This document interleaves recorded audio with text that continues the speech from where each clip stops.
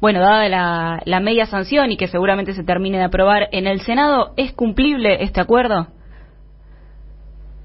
No es cumplible este acuerdo. En realidad no es cumplible el pago de la deuda con el FMI en 10 años, que es lo que básicamente está ahí plasmado en ese acuerdo, más allá de que el acuerdo finalmente no pasó por el Congreso, sino que lo que terminó votando el Congreso, gracias a la lavadita que dio la oposición para no quedar pegada con el ajuste que implica pagar, lo que pasó, digamos, por el Congreso es: sí, señor del Poder Ejecutivo, páguele al FMI.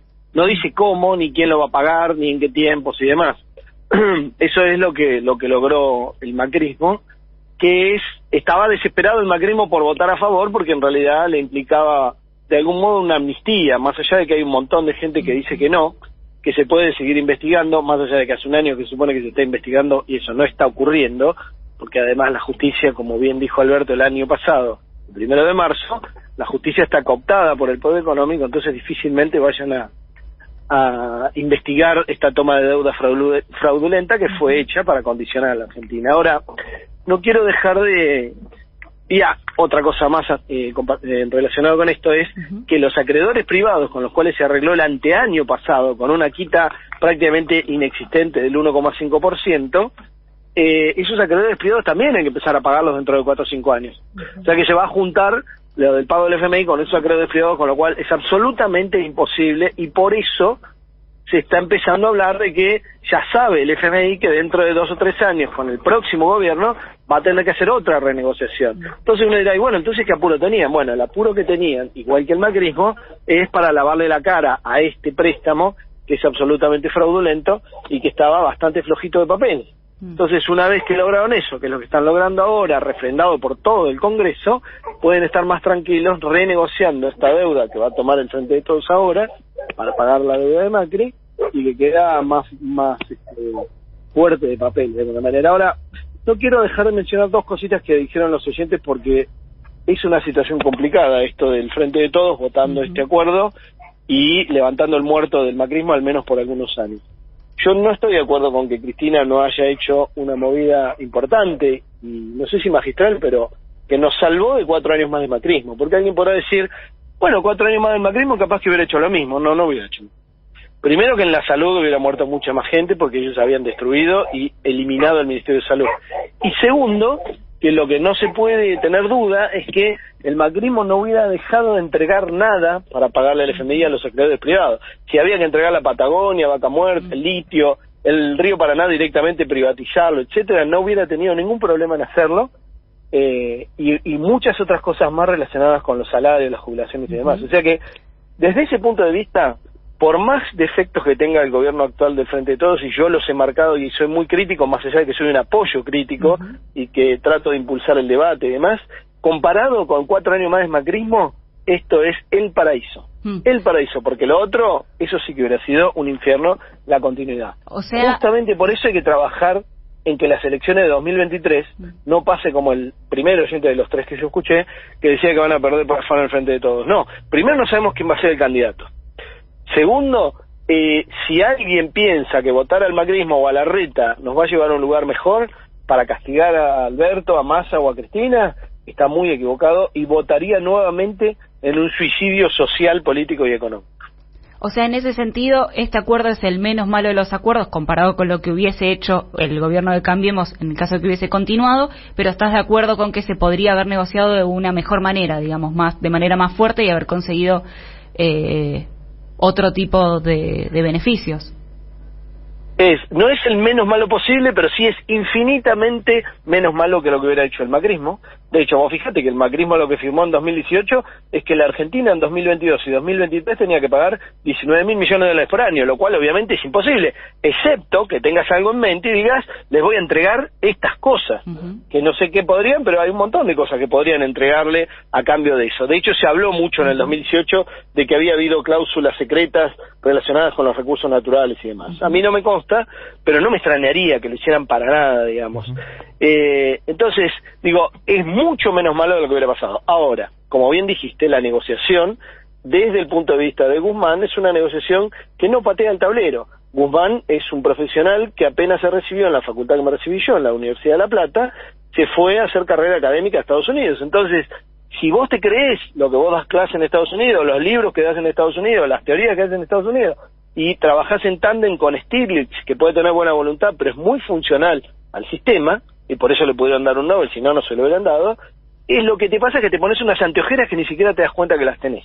Entonces, en la negociación lo que haces es negociar una cosa muy marginal a la discusión y no pateas el tablero. ¿Qué sería patear el tablero? El 10 de diciembre del 2019, cuando asumió este gobierno, decirle al Fondo Monetario, muchachos, ustedes dicen que la Carta Orgánica del FMI no les da más de 10 años de refinanciación, buenísimo. Para los 18.000 millones de dólares que le podían prestar a la Argentina según esa Carta Orgánica, vamos con 10 años. Para los otros 27.000, vamos con 20 años. ¿Por qué no? Por ejemplo, ¿no? Para empezar a charlar de lo flojo que estaba en su origen este préstamo, ¿no? Lo que estaba fuera de discusión es que había que pagarlo. Porque patear el tablero, es decir, no pago, porque esto es Estados Unidos atrás del FMI, dándome esto para condicionarme por 20 años, para que junto con el resto de Latinoamérica no dejemos entrar a China, eso no creo que hubiera condiciones para hacerlo sin sufrir consecuencias judiciales, mediáticas e incluso de algún tipo de terrorismo económico grave, ¿no? Juan, ¿cómo estás? Marcos te saluda. Te quería preguntar porque la carta que se conoció después de que se le diera media sanción a este proyecto en la Cámara de Diputados, la carta de los diputados del Frente de Todos que no acompañaban el proyecto, con Máximo Kirchner a la cabeza, deja un manto de sospecha, ¿no?, sobre si este acuerdo contempla ajuste o no, o si va a permitir el crecimiento económico, como aseguran desde el Ministerio de Economía o asegura el propio presidente Alberto Fernández. ¿Cómo lo ves vos? ¿Este acuerdo contempla ajuste? ¿Va a permitir el crecimiento? En la planilla Excel del ministro Guzmán, al cual le gusta, digamos, trabajar desde los simuladores de vuelo, pero no ha volado, digamos, países, no ha manejado países, ni gobernaciones, ni municipios, en su planilla Excel sí daba para el crecimiento. Pero el crecimiento vos no lo tenés que permitir, lo tenés que impulsar, lo tenés que generar, digamos. Y para eso tenés que hacer políticas activas. Ahora, lo que dice el acuerdo, como todos los acuerdos con el FMI, es que cada vez que vas a hacer una política activa, o sea, poner plata, poner tasas de interés diferenciales, a fomentar determinado tipo de industria, lo que sea, cada vez que hagamos eso le vamos a tener que pedir permiso al FMI. El FMI lo maneja Estados Unidos y Estados Unidos es un competidor nato de la Argentina, por ejemplo, en agroexportaciones, que es el sector que supuestamente van a impulsar Culfas y Guzmán para salvar a todos los argentinos. Además de que ese sector no alcanza para todos los argentinos, sino para una parte muy chiquita, también estar pidiéndole permiso al FMI para cada cosa que tenés que hacer, obviamente va a dar como resultado que el crecimiento sea muy difícil, al menos en los próximos años. Porque sin políticas activas el crecimiento no ocurre, no hay que dejar que crezca el país, sino impulsarlo. Pero ahí viene otro tema muy importante. Vos, para generar el crecimiento de la Argentina, tenés que discutir hacia dónde va la Argentina. Y ese debate, esa discusión, así como no se dio el debate y la discusión de las PASO dentro del Frente de Todos, tampoco se ha dado ese debate del proyecto de país con el sindicalismo, con los movimientos sociales, con las pymes. Si eso no se da, siempre cualquier bondi te deja bien porque no sabes para dónde va. Entonces, negociar con el FMI en esas condiciones no te abre mucho el juego para ver qué haces con la promoción del Estado, la planificación, la regulación y demás. Y te pregunto, Juan, también porque mucho se está hablando hace 20 días que se desató la guerra entre Ucrania y Rusia, que mucho se habla justamente sobre cómo eso puede repercutir en nuestro país. ¿Cómo lo ves vos? Que, digamos, lo que está pasando ahora y cierta previsión de acá a un par de meses, si es que se puede llegar a hacer. Bueno, lo primero que hay que tener en cuenta, cuando alguien dice esto por ahí le conviene a la Argentina o no le conviene a la Argentina no es una unidad monolítica, no estamos todos en el mismo barco, digamos. ¿Esto qué quiere decir? Y que puede haber 4 o 5 vivos que les convenga mucho porque son agroexportadores, y puede haber varios millones de personas, 40 por ejemplo, que lo único que van a obtener con la suba de commodities es una suba superior de sus alimentos que ya vienen subiendo al 4 o 5% mensual. Entonces, cuando uno habla de la Argentina, hay que ver qué hay ahí adentro de ese paquete.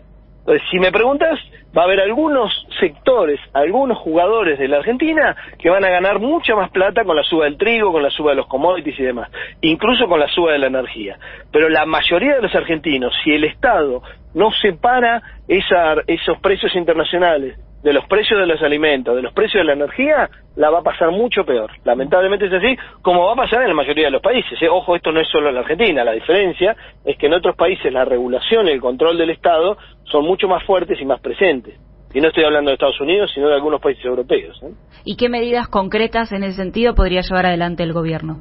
Bueno, son las típicas que escuchamos en el Congreso, que iban a pedir que no ocurran, o incluso que Culfas les ha prometido a los agroexportadores que le van a rebajar, que son las retenciones, que te generan un diferencial de precio entre el valor de exportación y el valor interno de las mercaderías que tienen que ver con tus alimentos, o lo mismo con el tema del petróleo, que Culfas les ha prometido una estabilidad por una década por lo menos de los impuestos. Entonces la pregunta del millón es, bueno, cuando entonces viene esta suba abismal de energía y de commodities, y al mismo tiempo se supone que tenemos que empezar a acumular divisas para pagarle al FMI y cumplir con nuestros compromisos, ¿a quién le van a cobrar los dólares? Porque si a estos que están tirando manteca al techo no se los cobran y le rebajan los impuestos, si al mismo tiempo a la energía y a la minería también le estabilizan los impuestos y no le cobran más, la pregunta del millón es ¿a quién le van a cobrar más?